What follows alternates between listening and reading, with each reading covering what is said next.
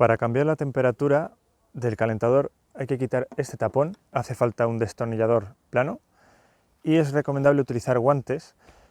Ahora está nublado y esto no está muy caliente, pero es que como haga sol esto quema, por eso los guantes. En primer lugar hay que buscar dónde están los clips del tapón para quitarlo. Aquí hay uno, entonces hay que presionar con el destornillador y tirar hacia afuera.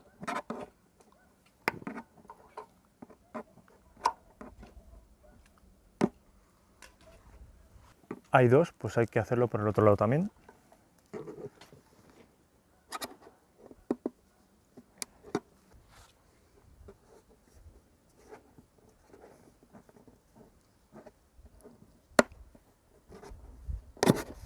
Vale, pues es esta rueda roja. Aquí hay un triangulito, pues aquí está indicando la temperatura máxima a la que llega.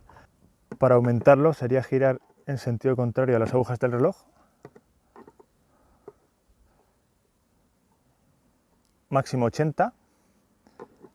Y para bajar, sentido de las agujas del reloj.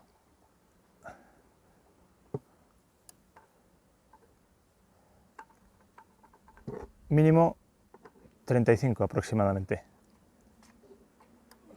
Lo vamos a dejar en 60. Y una vez ajustado, pues volver a poner el tapón.